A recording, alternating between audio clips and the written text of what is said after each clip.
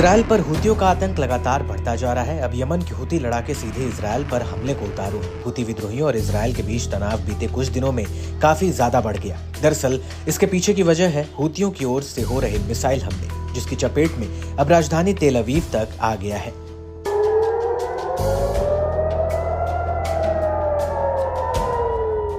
हुती विद्रोही अब ballistic missile से ही इजरायल को नहीं डरा रहे, बल्कि हाइपरसोनिक मिसाइलों से भी इजरायली एयर स्पेस में उतार दिया गया है।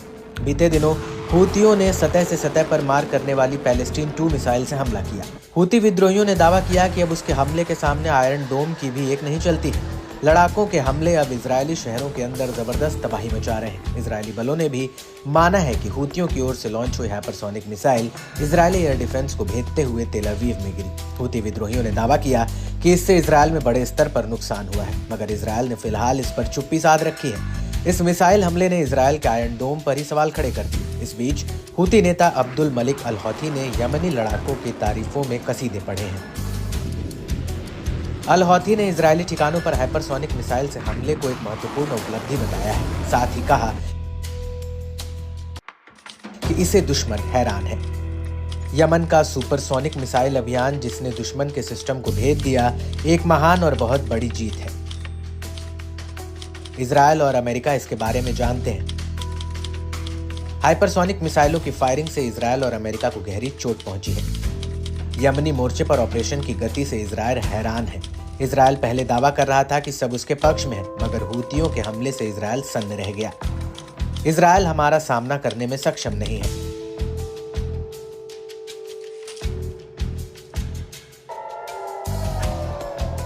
बता दें कि हुतियों के हमले से सेंट्रल इजरायल में हवाई हमले के सायरन बज पड़े। इससे इजरायल में एक बड़ी आबादी की नींद उड़ी। हुतियों के साथ इस बड़े तनाव में इजरायल के करीब आधी आबादी जाग कर रात गुजार रही है। हुतियों के सैन्य प्रवक्ता याह्या सारी ने बताया था कि नए ऑपरेशन में फिलिस्तीन 2 हाइपरसोनिक बैलिस्टिक मिसाइल शामिल थी। इसने तेल अवीव में एक इजरायली सैन्य लक्ष्य पर हमला किया।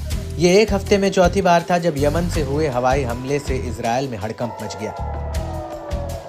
चारों ओर सिर्फ सायरन की गूंज सुनाई पड़ी। शनिवार को तेल अवीव में मिसाइल गिरने से 16 लोग घायल हो गए। दरअसल इजरायली एयर स्पेस का सुरक्षा कवच कहलाने वाला आयरन डोम हुतियों के सामने फिसड्डी साबित हुआ। वहीं अल हौथी ने यमन की ओर से लाल सागर में इजरायल से जुड़े जहाजों को निशाना बनाए जाने का भी जिक्र किया, जिससे इजरायल के दक्षिणी सिरे पर इलाट बंदरगाह पर जहाजों की आवाजाही पूरी तरह से बंद पड़ गई। अल हौथी ने कहा कि इजरायल जानता है कि हुतियों के नौसैनिक अभियान जारी रहेंगे और इससे इजरायल का अर्थतंत्र डगमगा जाएगा।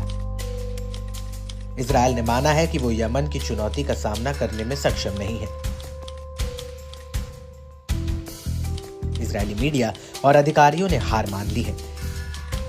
इलाट बंदरगाह सुनसान है। हुतियों के हमले से इजरायल के शेयर बाजार में भूचाल आया है, साथ ही उसकी करेंसी भी गिर गई है।